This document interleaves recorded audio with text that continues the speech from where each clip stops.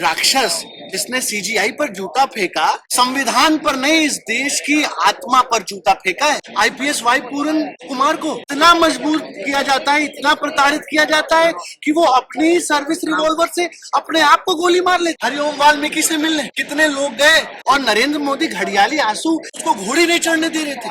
मूंछ रखने पे लोगों को मार दिया जाता है। राजस्थान पे पानी पीने के लिए उसकी निर्मम हत्या कर दी। ये सरकार, इसको अंदाजा भी नहीं है कि ये ज्वालामुखी पर बैठी है। बहुत सी घटनाएं तो आप तक आ ही नहीं रही है क्योंकि उनको वहीं दबा दिया जा रहा है, उसका वहीं गला घोट दिया जा रहा है।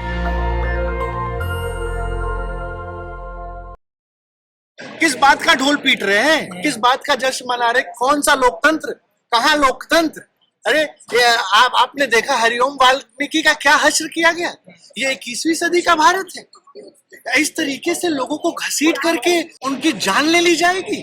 अभी आपने देखा आईपीएस वाई पूरन कुमार को किस तरीके से, मतलब एक अधिकारी जो अपनी मेहनत से जो है आईपीएस बनता है, उस जातिवादी प्रथा को तोड़ता है, अपने समाज से ऊपर उठ करके जो है वो ब्यूरोक्रेसी में जाता है।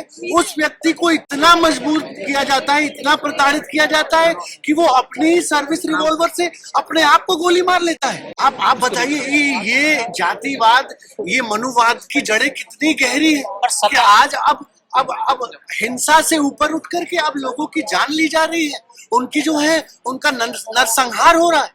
इससे बड़े शर्म, दुख, पीड़ा, दुर्भाग्य की बात नहीं हो सकती है।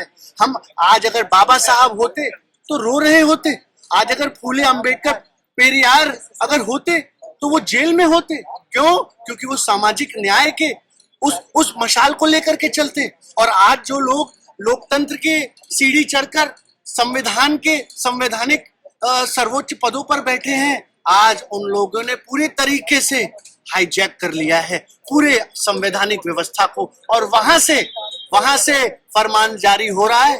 ये तो राजशाही से भी खतरनाक जो है काल इस देश में चल रहा है। सर, लेकिन मोदी जी तो ये कहते हैं कि देश में जात पात नहीं, सभी समान है। नहीं, आप मुझे बताइए ना, मोदी जी के तमाम लोग उस जातिवादी राक्षस जिसने सीजीआई पर जूता फेंका, इनके पार्टी के लोग उस जातिवादी का महिमा मंडन कर रहे हैं। और नरेंद्र मोदी घड़ियाली आंसू एक ट्विटर पर पोस्ट करते हैं कि सीजीआई, अरे नरेंद्र मोदी जी, आपका जो वो अजीत भारती है जो आपकी विचारधारा को पूरे देश में फैलाता है, उसको कब जेल भेजोगे? आप मुझे बताओ। और जैसे गोदी मीडिया वो ये जो किशोर जी राकेश किशोर का इंटरव्यू चला रहा है। मतलब जिस व्यक्ति ने इस देश के संविधान पर नहीं इस देश की आत्मा पर जूता फेंका है, ये दिखाता है कहाँ है वो लोग जो कहते हैं कि आर्थिक आधार पर आरक्षण हो जाना चाहिए। अरे जब जाति के आधार पर भेद होगा, जब जाति के आधार पर लोगों को अपमानित किया जाएगा, लोगों की हत्या की जाएगी, नरसंहार किया जाएगा, तो आज आप बताइए ना कि अब इस देश में सीजीआई से बड़ा पद कौन सा होता है? चीफ जस्टिस ऑफ इंडिया का पद एक ही है। और अगर उस पद पर भी जाकर के व्यक्ति के ऊपर जूता चले, उसका सामाजिक बहिष्कार हुआ, पूरा भाजपा की ट्रोल मीडिया ने उस राकेश किशोर को जो है हीरो बना रहे हैं, उसको मनुवाद का एक नया चेहरा बना रहे हैं, और गोदी मीडिया उसको पूरे देश में फैला रही है। इस देश को क्या हो गया है? इस देश के जो है लॉजिक को, इस देश के साइंटिफिक टेम्परामेंट को मार दिया गया है। ये खतरनाक है। देखिए, अगर किसी भी देश से अगर शिक्षा, अगर उसकी रेशनल थिंकिंग, अगर उसकी लॉजिकल थिंकिंग को अगर मार दिया जाएगा तो वो देश भी मर जाएगा, वो देश भी मर जाएगा। सीजीआई को भी तो सनातन का अपमान नहीं करना चाहिए था ना? क्या टिप्पणी नहीं करनी चाहिए? सीजीआई साहब ने क्या कहा? सीजीआई साहब ने कौन सा गलत बात कहा कि भगवान से मांग लीजिए? आज आप कोई भी पीआईएल डाल दो, अब आप पीआईएल डाल दो कि हम मूर्तियों को ठीक करें, तो उन्होंने क्या कहा? उन्होंने कहा कि भाई जो मूर्ति है वो उसकी स्थिति आज से थोड़ी है, सैकड़ों साल से है। और ये मामले क्या कोर्ट में अब इस तरीके के हर दिन रोज एक नया मंदिर का जो है मस्जिद घोषित कराओ, एक नया आप झगड़ा लगाओ। ये कोर्ट अब इसीलिए रह गया है कि ये मनुवादियों की जो दलित विरोधी संकीर्ण मानसिकता है उसको एंटरटेन करेगा। ये आप बताइए ना कि इस देश में स्कूल शिक्षा बनाने के लिए पीआईएल क्यों नहीं होता है? इस देश में ये जातिवाद खत्म करने के लिए पीआईएल क्यों नहीं पढ़ता है? आज भी अभी गुजरात में जहां से नरेंद्र मोदी आते हैं, आजादी के 75 साल बाद पहली बार एक दलित समाज का व्यक्ति सामाजिक दुकान पर अपना बाल कटवा पाया है। आज 75 साल में अभी आगरा में आपने देखा कि पूरी पुलिस की फौज को खड़ा करना पड़ा एक दलित की बारात निकालने के लिए, क्योंकि वहां के मनुवादी दलित विरोधी संकीर्ण मानसिकता के लोग उसको घोड़ी नहीं चढ़ने दे रहे थे। मूंछ रखने पे लोगों को मार दिया जाता है। राजस्थान पे पानी पीने के लिए पानी, एक सवर्ण के घड़े से किसी ने पानी पी ली तो उसकी निर्मम हत्या कर दी। आप जाकर के देखिए अभी हरिओम वाल्मीकि किस तरीके से दलित होने का उसको जो सजा मिला। किस बात, क्या हम कह रहे हैं? हम विकसित नहीं हो रहे हैं, हम फिर से उसी अनसिविलाइजेशन की तरफ जा रहे हैं, उसी वहशी पने की तरफ जा रहे हैं, क्योंकि आज उन मनुवादियों की संकीर्ण दलित विरोधी मानसिकता फिर से सत्ता में है। और मैं कहना चाह रहा हूं 5 लाख से ज्यादा संगठन बाबा साहेब भीमराव अंबेडकर जी के नाम पर जो है वो रजिस्टर है। अरे कब जागोगे? जब पूरे देश में नरसंहार होगा, जब कोई बचेगा नहीं, तब जागेंगे। आज बताइए मुझे, मतलब शर्म आती है, दुर्भाग्य की बात है, पीड़ा की बात है कि देश में 80 से ज्यादा बहुजन सांसद हैं, जो SC ST OBC के कोटे से सांसद है। अरे आपका जमीर मर गया है? कितने लोग गए हरिओम वाल्मीकि से मिलने? कितने लोग गए IPS वाई पूरन की वाइफ से मिलने?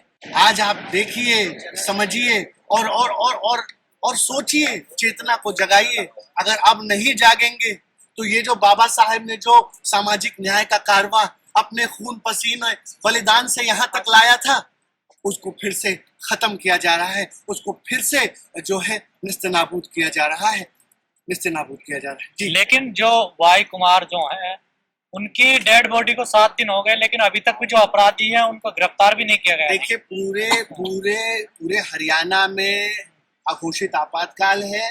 भाजपा की दलित विरोधी संकीर्ण मानसिकता रखने वाली सरकार जो है वो सिर्फ और सिर्फ सत्ता परस्त है। इसे सिर्फ और सिर्फ प्यारी है तो अपनी कुर्सी। अभी एक और अपडेट उसमें आ रहा है कि एक और व्यक्ति ने जो है आत्महत्या कर ली है हरियाणा के अंदर। तो हरियाणा के ASI ने जिसने वाई पूरन के खिलाफ FIR दर्ज करने की मांग की थी, उसकी भी संदिग्ध परिस्थितियों में मौत हो गई है। आप समझिए ये जातिवाद की जड़ें बहुत गहरी हैं और इसमें बहुत बड़े बड़े चेहरे, हरियाणा के बहुत रसूखदार लोगों का नाम है। अभी आप बताइए ना, अभी तक हरियाणा के सरकार ने इस जातिवादी DGP को बर्खास्त क्यों नहीं किया? क्या सिर्फ छुट्टी पर भेज देने से जो है पीछा छुड़ा लेंगे? आप समझिए पूरा देश आज जो है वो प्रताड़ित है, दुख में है, पीड़ा में है। और इस जातिवाद के खिलाफ एक बहुत बड़ा मुहिम इस देश में। ये सरकार, इसको अंदाजा भी नहीं है कि ये ज्वालामुखी पर बैठी है और ये जो ज्वालामुखी फटेगा, फिर कोई इस देश के जनता की बांध को कोई रोक नहीं पाएगा। क्या ये सारी जनता की सहनशीलता को, उसकी कमजोरी कतई ये सरकार ना समझे। तो क्या ये सारी घटनाएं जाति को देखकर हो रही है, जाति आधारित? नहीं, ये पूरे देश में हो रही है।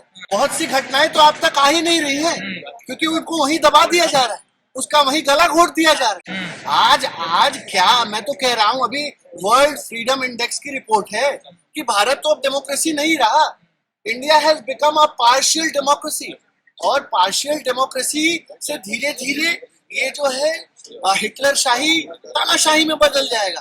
आज जो नया कानून भारतीय न्याय संहिता जो आया है, ये बाबा साहेब के संविधान को कुचल करके उसकी अर्थी पर खड़े होकर के ये भारतीय न्याय संहिता, आप बताइए इस देश के शिक्षावादियों को, सोनम वांगचुक जैसे लोगों को जेलों में डाल दिया जा रहा है।